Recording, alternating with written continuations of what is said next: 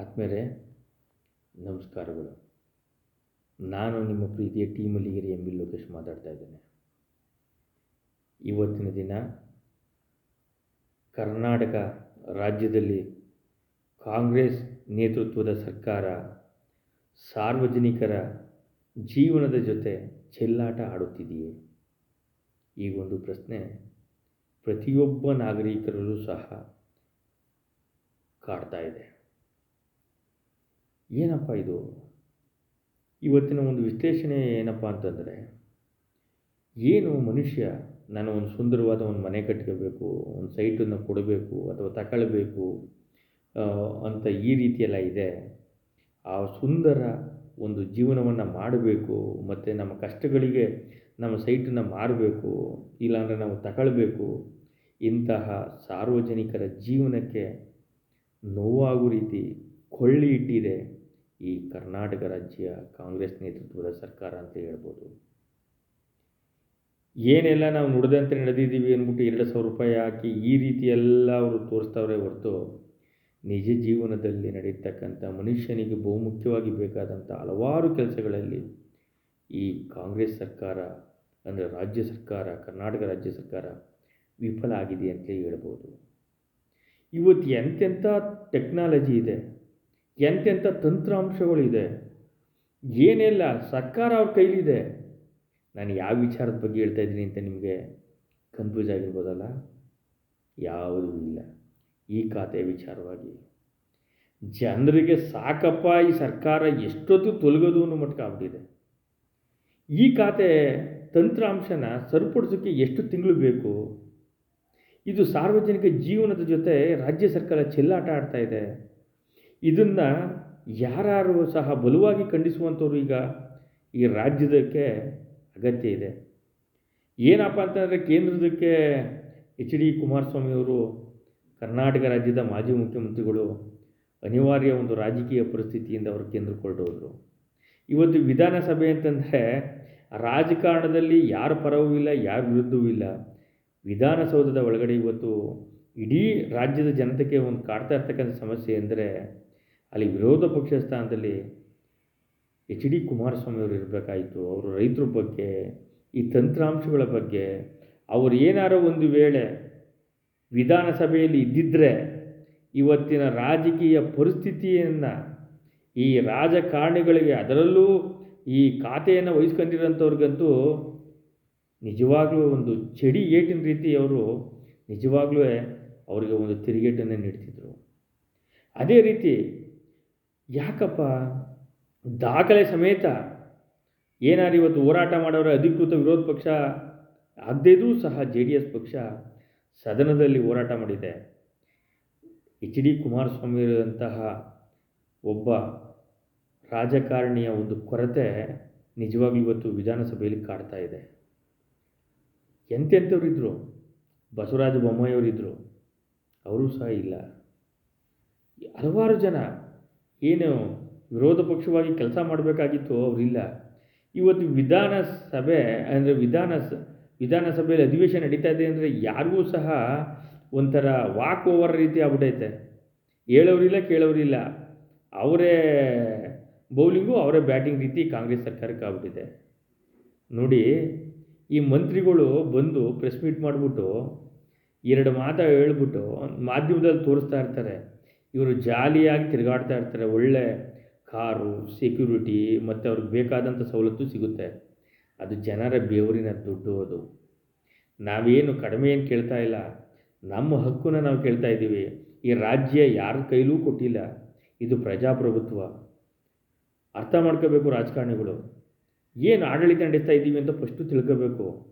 ಮನುಷ್ಯನಿಗೆ ಮನೆ ಕಟ್ಟಬೇಕು ಅಂತ ಭಾರಿ ಆಸೆ ಇರ್ತದೆ. ಬೇಗ ಲೋನ್ ತಗೋಬೇಕು. ಬ್ಯಾಂಕ್ನವರು ಈ ಖಾತೆ ಇಲ್ಲಾಂದರೆ ಲೋನ್ ಎಲ್ಲಿ ಕೊಡ್ತಾನೆ? ಅದೇ ರೀತಿ ತಮ್ಮ ಮಗನ್ನ ಓದಿಸೋಕ್ಕೆ ಒಂದು ಈ ಖಾತೆ ಮಾಡಿ ಜಮೀನು ಮಾರಬೇಕು ಅಂತಂತಂದರೆ ಈ ಖಾತೆನೇ ಇಲ್ಲ ಅಂತಂದರೆ ಜನರಿಗೆ ಒಂದು ಹೃದಯನೇ ನಿಂತೋಗೋ ರೀತಿ ಈ ಸರ್ಕಾರ ಮಾಡ್ತಾ ಇದೆ. ಈ ಆಡಳಿತ ಸಂಪೂರ್ಣ ವಿಫಲ ಆಗಿದೆ. ಇನ್ನು ಎಷ್ಟು ತಿಂಗಳು ಬೇಕು ಈ ಖಾತೆನ ಸರಿಪಡಿಸೋಕ್ಕೆ?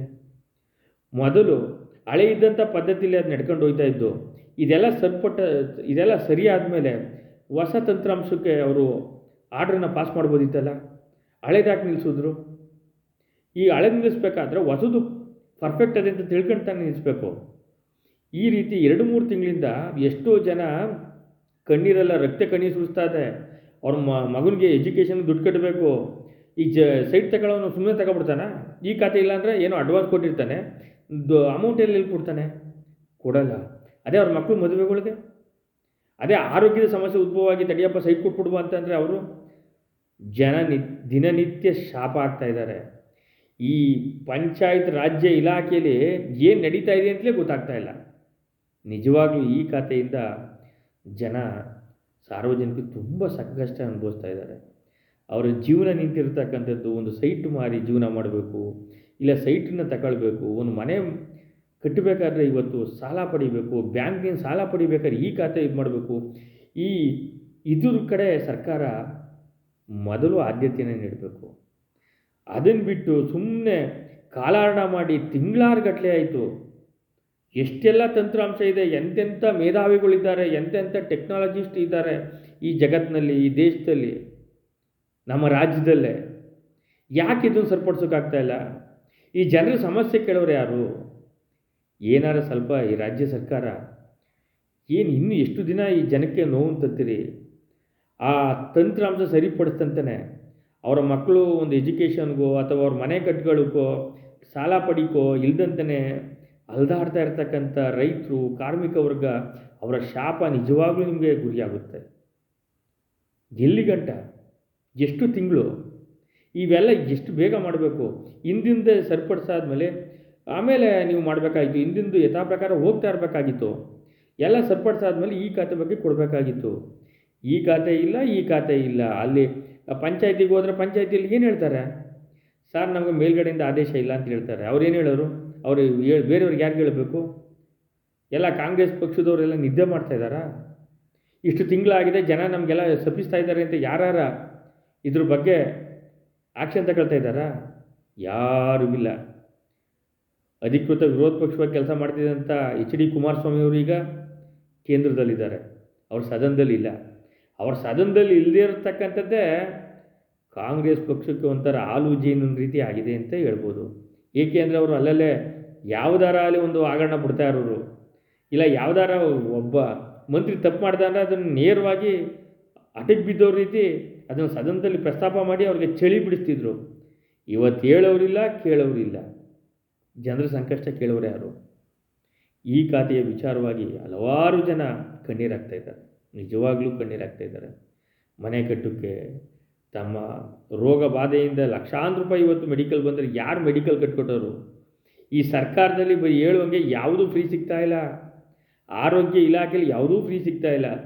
ಮೊದಲಾಗಿ ಸರ್ಕಾರಿ ಆಸ್ಪತ್ರೆ ಮೆಡಿಸನ್ಗಳೇ ಇಲ್ಲ. ಮೆಡಿಸನ್ ಅಂತಂದರೆ ಏನೇನು ಬೇಕೋ ಅವೆಲ್ಲ ಹೊರಗೆ ಬರೀತಾ ಇದ್ದಾರೆ. ಏನಾರು ಅದನ್ನು ವಾದ ಮಾಡ್ಕೊಂಡು ನಾನು ಅವ್ರಿಗೆ ಹೇಳ್ತೀನಿ ಇವ್ರಿಗೆ ಹೇಳ್ತೀನಿ ಅಂತ ಕುಂತ್ಕೊಂಡ್ರೆ ಮುಗೀತು ಕತೆ. ಹಣ ಇಲ್ಲ ಅಂದರೆ ಇವತ್ತು ಯಾವ ಆರೋಗ್ಯನೂ ಸಿಗಲ್ಲ, ಯಾವುದೂ ಸಿಗಲ್ಲ. ಆದರೆ ಏನು ಮಾಡಬೇಕು? ಒಂದು ಮನೆ ಕಟ್ಕೊಳ್ಳೋಕ್ಕೆ, ಒಂದು ಎಜುಕೇಷನ್ ಪಡ್ಕೊಳ್ಳೋಕ್ಕೆ, ಒಂದು ಇದು ಮಾಡು ಏನೋ ಇದನ್ನು ಮಾರಿ ಜೀವನ ಮಾಡುವಂಥವ್ರಿಗೂ ಸಹ ನೋವು ತಂದು ಮಾಡಿಬಿಟ್ರಿಯಲ್ಲ. ಮೊದಲು ರಾಜ್ಯ ಸರ್ಕಾರ ಈ ಖಾತೆ ವಿಚಾರವಾಗಿ ಇನ್ನು 2-3 ದಿವಸದಲ್ಲಿ ಏನಾರ ಆಕಸ್ಮಿಕ ಇದ್ರ ಬಗ್ಗೆ ನೀವು ಮುಂಜಾಗ್ರತಾ ಕ್ರಮ ತೆಗೆದು ಹೋದರೆ ಕೆಲವರು ರೈತರುಗಳೇ ಆಗಲಿ, ಕೆಲವರು ಯಾರೇ ಆಗಿರಲಿ, ಕಾರ್ಮಿಕ ವರ್ಗನೇ ಆಗಿರಲಿ, ಸಾಲದ ಸುಳಿಸಿ ಯಾಕಂದ್ರೆ ನಮ್ಮ ಸೈಟ್ ಮಾಡೋಕ್ಕೆ ಆಗಲಿ, ಸೈಟ್ ತಗೊಳ್ಳೋಕ್ಕೆ ಆಗಲಿ ಯಾವುದಕ್ಕೂ ಅವಕಾಶ ಇಲ್ಲ ಅಂತಂದರೆ ಅವ್ರ ಜೀವನ ಯಾವ ರೀತಿ ನಡೆಸಬೇಕು? ಅವ್ರ ನೋವು ಯಾರು ಕೇಳ್ತಾರೆ? ಆದಷ್ಟು ಬೇಗ ರಾಜ್ಯ ಸರ್ಕಾರ ಈ ಖಾತೆನ ಸರಿಪಡಿಸಲಿ. ಈ ಖಾತೆನ ಸರಿಪಡಿಸಿ ಸಾರ್ವಜನಿಕರ ಮೊದಲು ಕಣ್ಣೀರನ್ನ ಒರೆಸಲಿ ಅಂತ ಇವತ್ತು ನಾನು ಈ ವಿಶ್ಲೇಷಣೆ ಮುಗಿಸ್ತಾ ಇದ್ದೇನೆ. ಜನತಾ ಪರಿವಾರ ಯೂಟ್ಯೂಬ್ ಚಾನಲ್ನ ಸಬ್ಸ್ಕ್ರೈಬ್ ಮಾಡಿ. ನಿಮ್ಮ ಪ್ರೋತ್ಸಾಹಕ್ಕೆ, ನಿಮ್ಮ ಬೆಂಬಲಕ್ಕೆ ನಾವು ಆಭಾರಿಯಾಗಿದ್ದೇವೆ. ಇದೇ ರೀತಿ ನೀವು ಪ್ರೋತ್ಸಾಹ ಸದಾ ಇರಲಿ ಅಂತ ನಾನು ಈ ಒಂದು ವಿಶ್ಲೇಷಣೆ ಮುಗಿಸ್ತಾ ಇದ್ದೀನಿ. ಜೈ ಹಿಂದ್, ಜೈ ಕರ್ನಾಟಕ ಮಾತೆ. ಇಂತಿ ನಿಮ್ಮ ಪ್ರೀತಿಯ ಟೀಮ್ ಅಲ್ಲಿಗರೆ ಎಂಬಿ ಲೋಕೇಶ್. ನಮಸ್ಕಾರಗಳು.